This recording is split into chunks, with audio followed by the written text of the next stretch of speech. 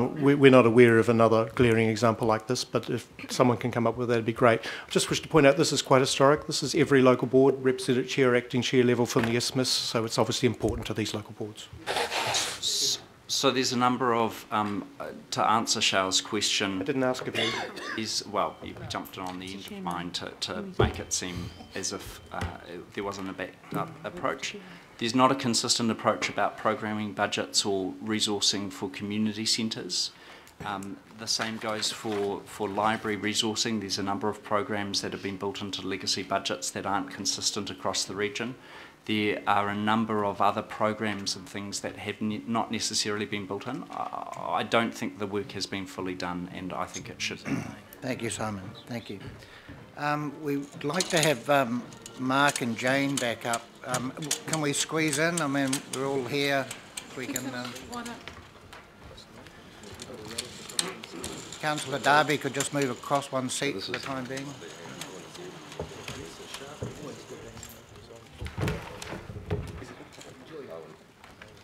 So we have questions from Councillor Casey, Penrose and Fletcher at the moment, and Walker.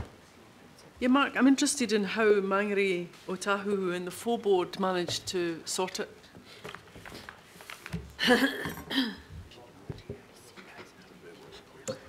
Thank you. Through the Chair, that was something that was resolved very early on in the establishment of the new Auckland Council, so I believe it was early 2011, when it was established that there were only a couple of sports fields, literally a couple of sports fields in those local board areas that had charges levied as a result of them previously sitting in the old Auckland city boundaries, where 95% of sports fields in those local board areas didn't attract any charges. We therefore were faced with an administrative inequity in terms of how staff and areas and boards dealt with that situation. So at that point, it was an officer-led decision to drop the charges in those handful of sports fields and create equity in those local board areas. I'm getting a lot of hand signals from the board chairs. Could somebody explain what the hands are about? Eight sports fields. Eight sports fields is not a handful, it's two. Jane, 8 sports fields or 2? 8. Okay. So how was it fixed, sorry? Officers decided that it was inequitable and they should just waive it?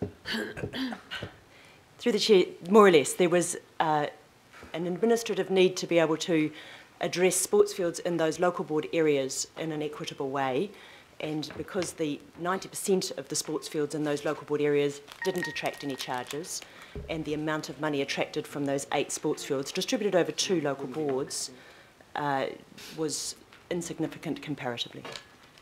Did the officers in waiving the charges for Mangere, Otahuhu and the full board think about the implications for the other 6 boards in the Central Isthmus area? Yes, through the Chair, this has been thought about on a number of occasions and discussed at a regional level every time we've been talking about the need for investment in sports fields.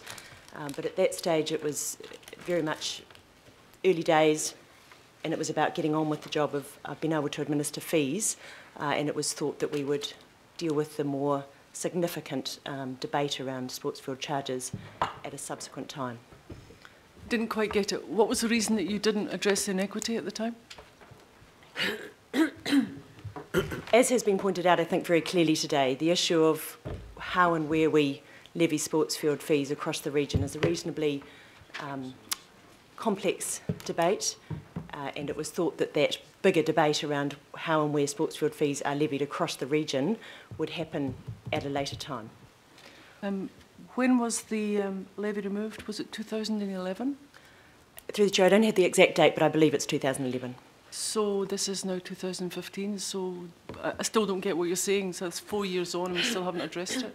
When did you suppose, so not you, through the Chair, when did officers suppose that the inequity would be fixed? Was it just out there somewhere? Through you, Mr. Chair, there was an intention early on that a number of inequities would be addressed over time, and that has happened over the last 4 years.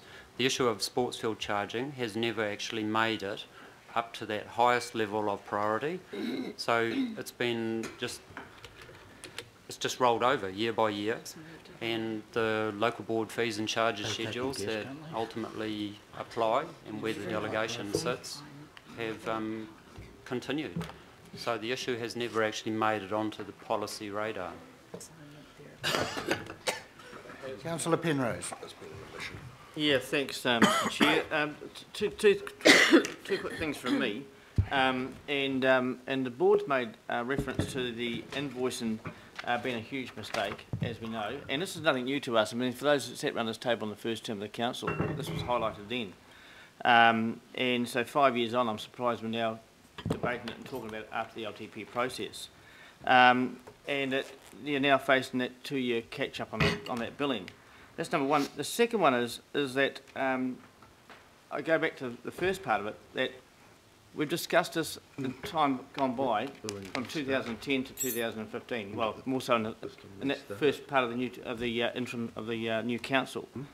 Why wasn't this picked up prior to the LTP process, going through the LTP process in general, and now having to wait to go through the annual plan process?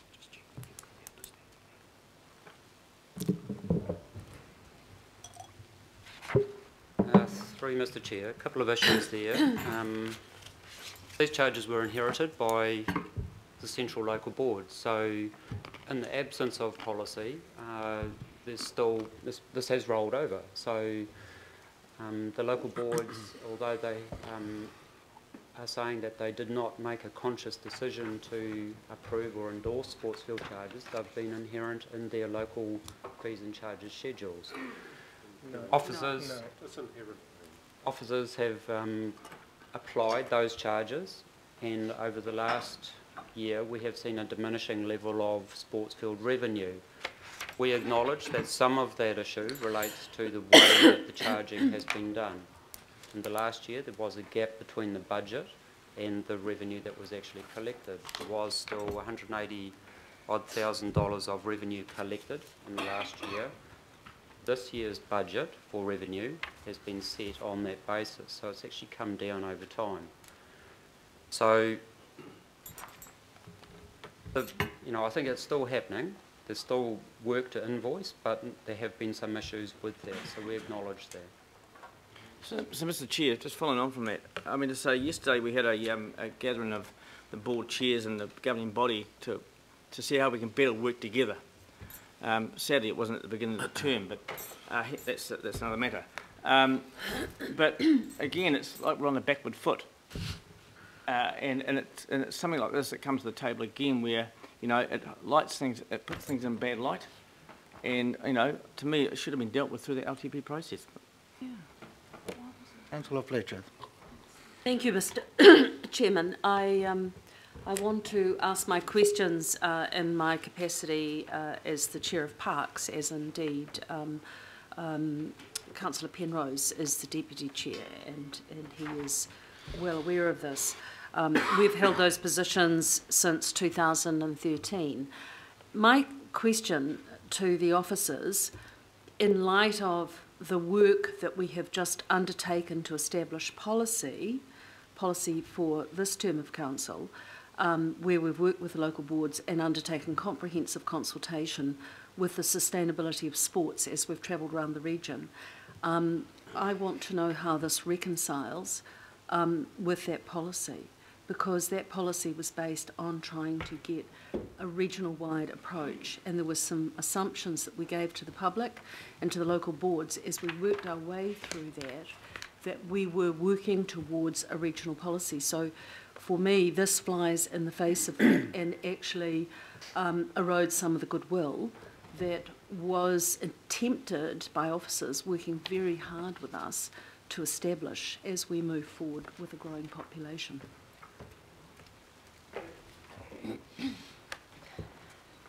Through the Chair, it is fully acknowledged that there has been an enormous amount of good work done in terms of having a very robust discussion with our clubs and our community in terms of sport and equity of sport in particular. Officers fully acknowledge that this is one of the areas where equity of sport debate is brought to a head, and it's really all we can say is that we do still firmly support a reasonable debate to occur around charges for sport, and this is certainly one of those areas that does need to occur. I think the question that's been raised today, and it's a very valid question, is around the timing. Why has this not come to the table before now? And that is a very valid question, and one that has been brought to a head today. It's certainly something that we would like to see come to the table over the forthcoming year or so. Mr Chairman, I don't want to see officers not being recognised for the work that they have undertaken thus far. So I want to go a little bit further in exploring the work that was undertaken, and quite a bit of work on the sustainability of sports. Can you confirm to me that as we moved around the isthmus, we heard some of the difficulties of retention of memberships? We heard problems with the poor numbers of attracting volunteers, that we had difficulties with leases, and then we have this conundrum, because on the one hand we are trying to get more people actively participating in sports, but there are some fundamental difficulties for clubs. So can you explain to me how that sits in your recommendations? Through the Chair, I can really only endorse and support what's been said, is that there are all of those issues raised on a regular basis by our sporting community, and there is a need to continue to look at ways in which we can bring better equity and better levels of support to our sporting community. So certainly the way in which we distribute the costs of operating our assets is an important part of that debate, and it does need to be brought back to the table at some point. But it does sit alongside a number of other issues that Councillor Fletcher, you've correctly identified, as how do we distribute the cost of our assets, which may be able to be done through a fee scheme is one of those options. How we get equal access to, how we support volunteers, all of those things are an important part of Council's response to supporting our sporting community. Mr Chairman, I just want to foreshadow that I have put forward to you a substitute to the A and B, and I hope that you, these were just questions. I would like to have the call at some point to be able to put that. Can I just foreshadow my amendment as well, Mr Chairman? Sorry, I forgot to do that. So you're also going up as a third, under A, as a third option as well, being suggested by the officers. So we have Walker, Cooper and Brewer. Councillor Walker. Sure, I've just got a question about the revenue and the costs. So there's 181,000 revenue. I'm assuming though that there are administrative costs around billing, around processing, around system, around database, and I'd just like to get an idea, and obviously council's administrative overhead. I'd like to know what the costs are so that I've got an idea of what the net income is. Through the Chair, we don't have a breakdown of that for you today. Obviously there clearly is an administrative cost to running our sports field charges system. From a pragmatic point of view, just to let you know how this operates, we have a staff member in each of the 4 sectors, so the north, west, south and central, each have a booking officer, and those booking officers work tirelessly on a daily basis, liaising with our clubs and booking sports fields, and in the central area that is where our charges are levied from. So there is obviously an administrative cost. I'm sorry, I don't have the breakdown of what that cost is. Okay, well I'm just putting on the table that that's a pretty significant issue for me, because it may well be that it's actually costing more than what it's worth. If we knew that, then that might impact on the discussion. The other thing that just goes to the follow-on from that is if there's a charge that a local board has to pick up, then I would have thought that the local board would just be picking up on what the difference is rather than whole amount, and that's another issue around what's equitable for a local board or not, and I don't know what thought we've given to that. The other side to the Councillor Walker, issue. That was a good point. It wasn't a question though, it was still a good point. Have you got another question? Sure. The other question is, what is the cost for the clubs around their processing and their database and their charges? Obviously you've got the formal situation, but then you've got informal play, which I imagine must be a bit of a nightmare for them. And I just wonder whether you've given any thought to what those costs are. And obviously those costs might be a reflection of time, and I don't know what value clubs place on their volunteers or the like. I don't know whether you need to answer that. I don't know whether it's relevant, Councillor Walker. Well, I'm just It is a point. It's a interested good in point again, but whether it's not really a relevant question for the officers to answer, I think. Well, this is a report that goes to clubs, and obviously clubs face costs, as much and all as council faces costs. So I'm just interested in knowing whether it's been explored or not. That's all, Mr. Chair. All right, well, we'll let that be answered. That's your last question, Councillor. Through the Chair, one thing I can offer in response to that is that it's probably useful to understand that the bulk of our charges are levied in a single charge for the season to the code and a single charge for the season to the club.